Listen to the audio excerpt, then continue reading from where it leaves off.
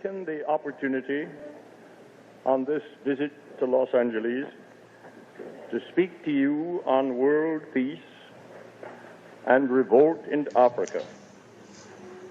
These subjects, together with that of the problems of minorities in the United States, form in fact one problem when brought together and viewed in unity. It is that task which I ask you to permit me to essay tonight, and to approach it from the point of view of what we usually call the Negro problems.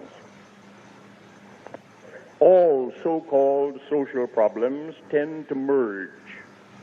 They all have to do with human actions and are based on human customs and treat the numerous and intricate relations of human beings. Moreover, particular social problems, despite the names they bear, change radically in the course of time. Indeed, social problems change more often and in more ways than physical problems because of the unpredictable variations in human feelings and choices.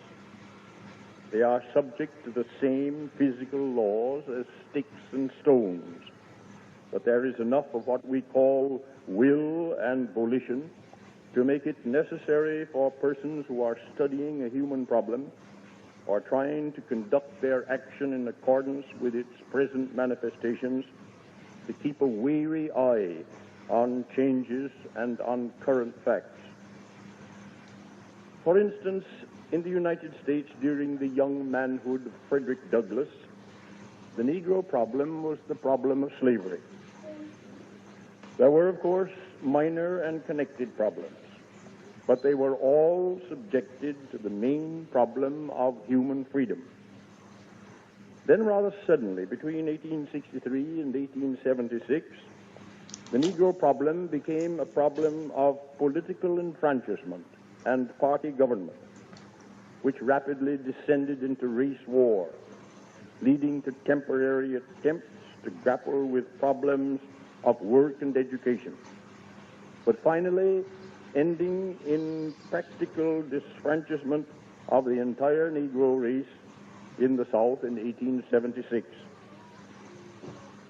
From 1876 until our day, the race problem in the United States of the Negro has been primarily a struggle to regain the right to vote in the midst of caste discrimination, changing slowly but definitely to a problem of the right to work and to be trained for work at all levels, and to a struggle for broad civil and social rights.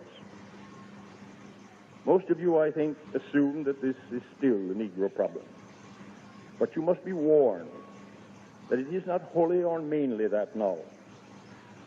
That the reason that it is not is because of the fundamental changes now spreading over the whole world. Whereas in the 18th century the world thought that progress and emancipation were coming from popular education and universal suffrage, we know now that more fundamental than these important rights is the economic organization of the world. That is, the way in which the labor of human beings is organized to satisfy human needs.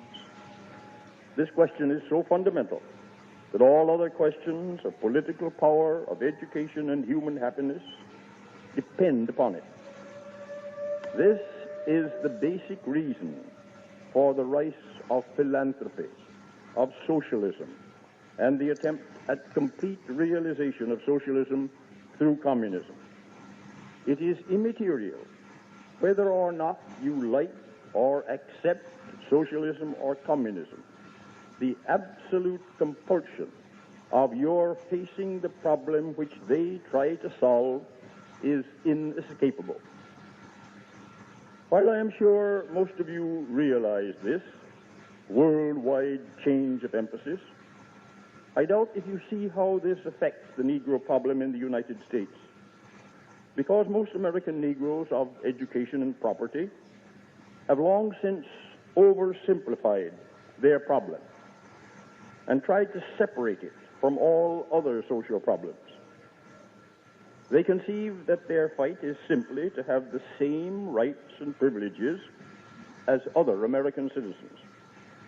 They do not for a moment stop to question how far the organization of work and distribution of wealth in America is perfect, nor do they for a moment conceive that the economic organization of America may have fundamental injustices and shortcomings which seriously affect not only Negroes, but the whole world.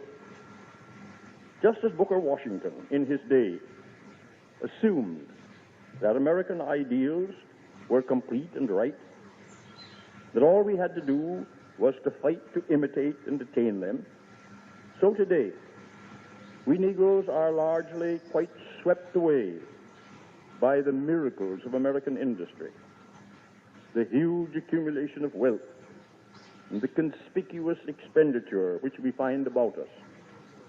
Our idea of heaven is to be rich Americans, to make the kind of show in home, dress, and automobiles that is so popular in America, and to suffer in our effort to do these things, that we should be able to do them with no discrimination on account of race or color. This is dangerously short-sighted. We American Negroes are part of the working force of the world.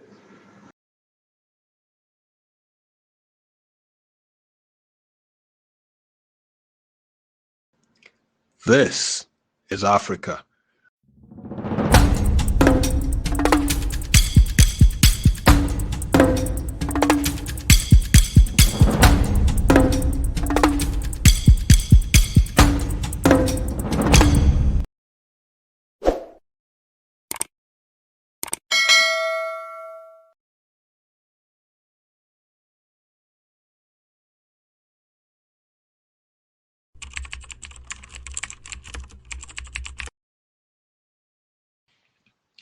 In the annals of American history, the name W.E.B. Du Bois shines as a beacon of intellectual prowess, activism, and unwavering commitment to the pursuit of civil rights and racial equality.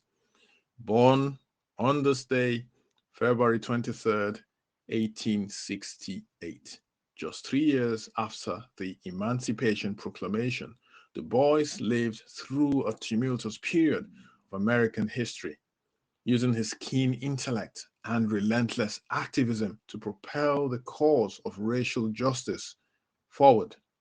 This video embarks on a comprehensive exploration of the multifaceted life of W.E.B. Du Bois, from his formative years to his towering presence in the civil rights movement and his enduring legacy in shaping African American thought.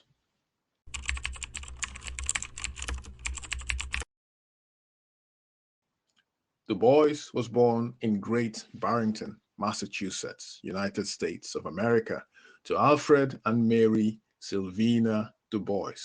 While his father left the family shortly after his birth, his mother's determination and the support of the local community created a nurturing environment for young Du Bois. Great Barrington, an overwhelmingly white community, provided a unique backdrop to Du Bois's early life, fostering an environment where he learned to navigate the complexities of race and identity.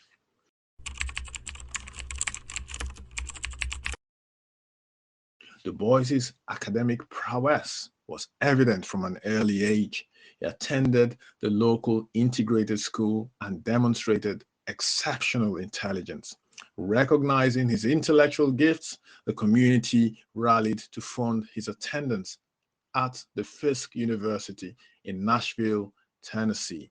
At Fisk, Du Bois encountered racial prejudice, more overt than he had experienced in Great Barrington. This exposure fueled his burgeoning awareness of the stark racial disparities in the United States of America.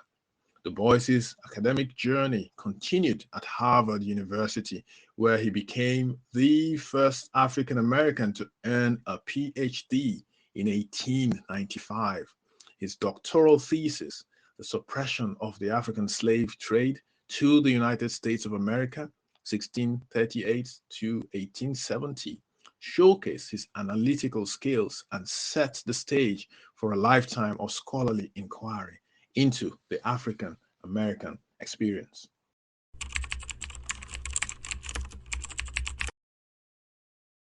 Du Bois's academic pursuits delved into sociology, history, and economics, and his early career included teaching stints at Wilberforce University and the University of Pennsylvania.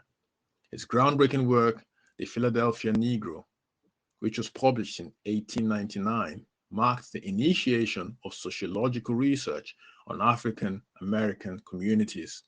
Du Bois employed a comprehensive approach, blending statistical analysis with first-hand observations to dismantle prevailing stereotypes about the Black urban poor.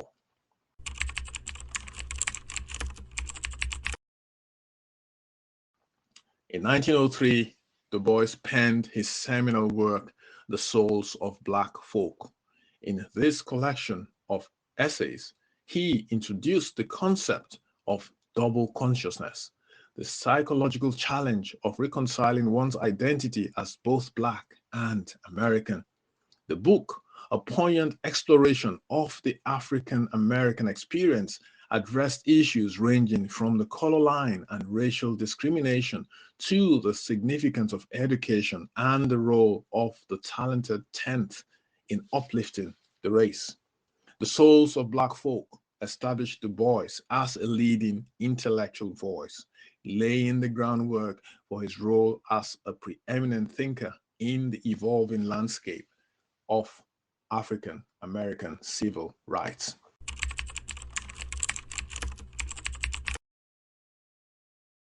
In 1905, Du Bois, along with other like-minded intellectuals such as William Monroe Trotter, helped found the Niagara Movement. This coalition of activists aimed to address civil and political rights issues, decry disenfranchisement, and demand an end to racial segregation. The Niagara Movement, though short-lived, served as a precursor to the broader civil rights movement that would emerge in the following decades.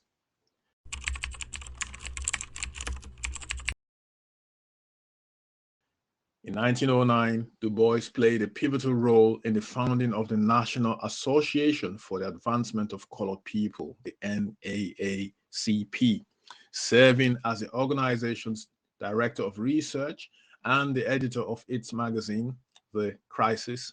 Du Bois utilized these platforms to advocate for political and social rights for African Americans.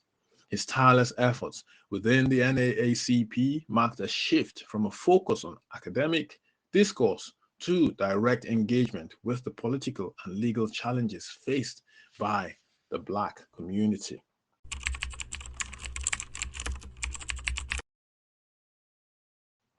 In 1910, Du Bois traveled to Europe, marking the beginning of a period of international engagement. He studied at the University of Berlin and the University of Paris, immersing himself in European intellectual circles. Du Bois's exposure to socialism and anti-colonial movements during his time in Europe would significantly influence his later political outlook.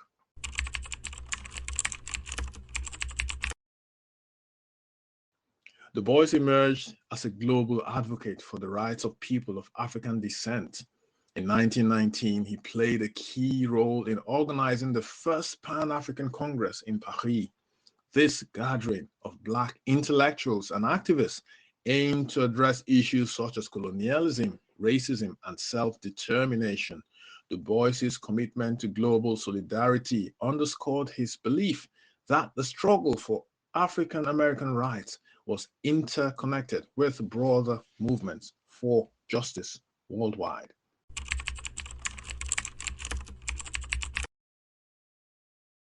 Du Bois's ideological differences with Booker T. Washington, a prominent African-American leader of the time, became increasingly apparent. While Washington advocated for vocational training and gradual economic advancement, Du Bois argued for immediate civil rights and higher education for a talented tenth that would lead the race. This philosophical clash led to Du Bois's resignation from his position at Atlanta University in 1910.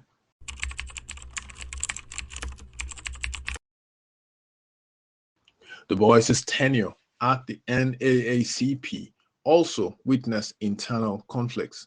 His radical approach, including advocacy for political and economic rights, clashed with the more conservative elements within the organization. In 1934, Du Bois left the NAACP, believing that its leadership had become too cautious in the pursuit of civil rights.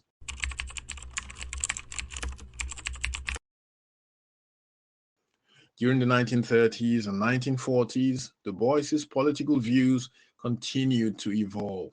He joined the Communist Party, viewing communism as a potential solution to the economic disparities faced by African Americans. His advocacy for socialism and criticism of American imperialism placed him under scrutiny during the McCarthy era.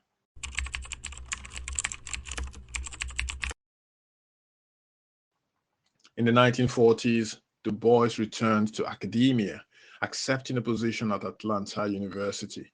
His scholarship during this period continued to address racial issues, and he produced influential works such as Black Reconstruction in America, which was published in 1935, and Dusk of Dawn, published in 1940. These writings challenged prevailing historical narratives and contributed to the understanding of the African American experience.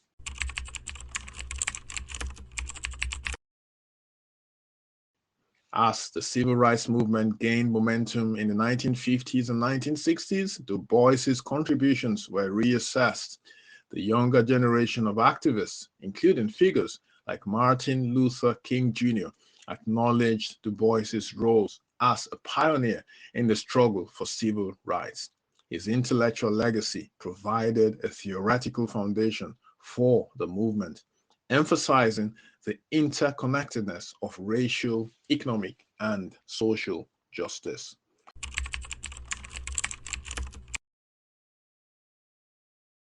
W.E.B. Du Bois's legacy extends far beyond his lifetime. His intellectual contributions, activism, and prolific writing laid the groundwork for future generations of scholars, activists, and leaders.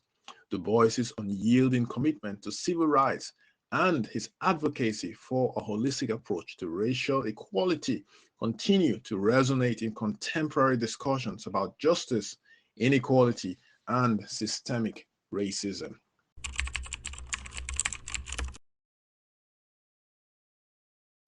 W.E.B. Du Bois's life was a tapestry woven with threads of intellect, activism, and a fervent belief in the possibility of a more just society.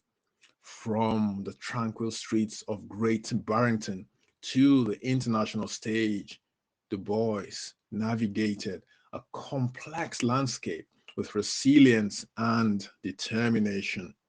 His imprint on the civil rights movement, sociological scholarship, and global advocacy ensures that the name W.E.B. Du Bois remains etched in the pantheon of American visionaries, a guiding light for those who aspire to create a world where equality and justice prevail.